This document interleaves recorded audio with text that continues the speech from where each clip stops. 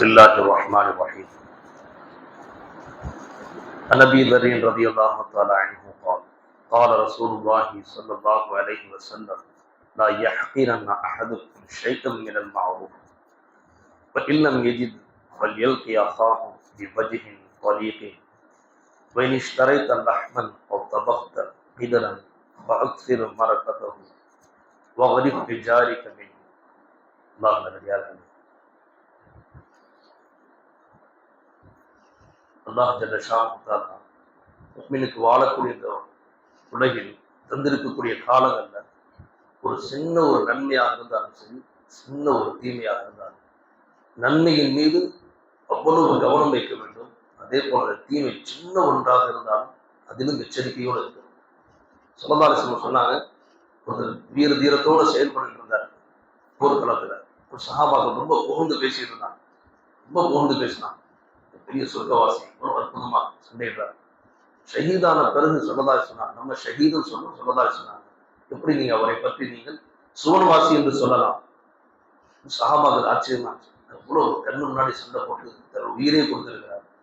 ஸல்லல்லாஹு இவ்வளவு அதிர்ச்சியான ஒரு வார்த்தையை சொன்னாங்க. ஸல்லல்லாஹு சொன்னாங்க, அவர் ஏதேனும் ஒரே ஒரு சொல் தவறாக சொல்லியிருக்கலாம், ஒரே ஒரு அடி யாரையேனும் அநியாயமா அடித்திருக்கலாம், அதை கொண்டு அல்லாஹ் அவரை நரகில் நுழைக்க கூடும் அப்படின்னு.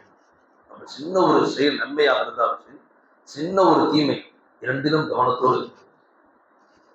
இந்த உலகத்துல வாழக்கூடிய காலத்துல தன்னுடைய முழு உழைப்பையும் ஒட்டுமொத்த நேரங்களையும் கொடுத்து யாரின் மீது பாசம் வைத்து தன்னுடைய நாட்களை எல்லாம் கழித்தானோ அந்த மகனிடம் நாளை மறுமை நாளில் அந்த தந்தை வந்து கேட்பார், ஒரே ஒரு நன்மை தான் தர முடியாது என்று சொல்லி விடுவான் என பெருமாள் ஸல்லல்லாஹு சொன்னார். தந்தை மறுமையில அவனுக்காக விழிச்சிருந்து அவனுடைய சின்னஞ்சிறு வாழ்க்கை, அவனுடைய படிப்பு, அவனுடைய உழைப்பு, அவனுடைய உத்தியோகம் எல்லாத்தையும் அமைத்து கொடுத்து அவனுக்காகவே வாழ்ந்து முடிச்சிட்டார். எத்தனையோ சுகங்களை இழந்திருப்பார். மறுமையில மகனே எனக்கு ஒரே ஒரு நன்மை தாய் என்று கேட்கின்ற பொழுது அந்த மகன் மறுத்துருவான். சொல்லலாச்சு மறுமையில ஒரே ஒரு நன்மை கிடைக்காத காரணத்தினால் நன்மையும் தீமையும் சமமா இருக்கும். இன்னும் ஒரு நன்மை இருந்தால் போதும் சொர்க்கம் சென்று விடலாம். ஒரே ஒரு நன்மையின் குறைபாட்டின் காரணத்தினால் ஸல்லல்லாஹு சொன்னாங்க, அல் ஆராப் என்கிற இடத்தில் காத்திருப்பு பட்டியலில் வைக்கப்படுவார். அல்லாஹ் ஜல்லஷான் குர்ஆன்ல 8வது ஜுஸ்ல அல் ஆராப் அப்படிங்கிற ஒரு தனி அத்தியாயமே இறக்கியிருக்கான். காத்திருப்பு பட்டியலில் இருக்கக்கூடிய உயர்ந்த கட்டிடங்களில் காத்திருப்பு பட்டியலில் வைக்கப்படுவார். யாரும் சொன்னா நன்மையும் தீமையும் சமமாகும். ஒரே ஒரு நன்மை கிடைக்கல, அதனால் ஏற்படக்கூடிய நிலைமை. அதாவது உலகத்துல வாழ்கின்ற பொழுது நன்மையை தள்ளி போடுறது ஒன்று, அப்புறம் செய்யலாம் தள்ளி போடுறது. இன்னொன்னு இருக்கு, அந்த சின்ன ஒரு நன்மையை அற்பமா நினைக்கிறது, இதை செய்யறதுல என்ன கிடைக்க போகுதுன்னு நினைக்கிறது.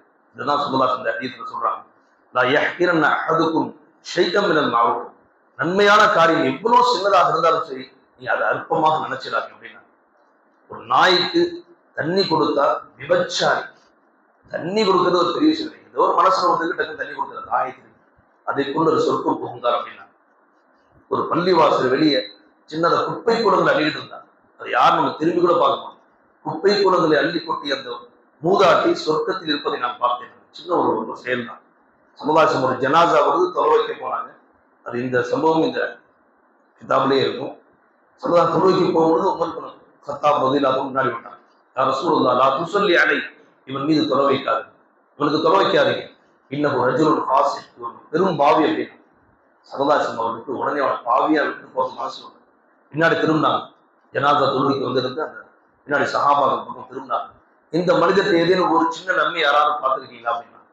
ரொம்ப நேரம் ஆச்சு, ஒரே ஒரு மனிதர் இருந்துச்சார். யார சொல்லுவாங்க, இவர் அல்லாஹ்வின் பாதையில் போர்க்களத்திற்காக அல்லாஹ்வின் பாதையில் செல்லக்கூடிய ஒரு கட்டத்துல ஒரு குழுவிற்கு இரவுல ஒரே ஒரு நாள் காவல் காத்தார். ஒரு பெரிய பாவிதான்.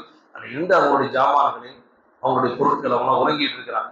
அந்த இடத்துல இருந்து அவர் காவல் காத்தார். இந்த ஒரு செயலை நான் பார்த்துருக்கேன் அப்படின்னா.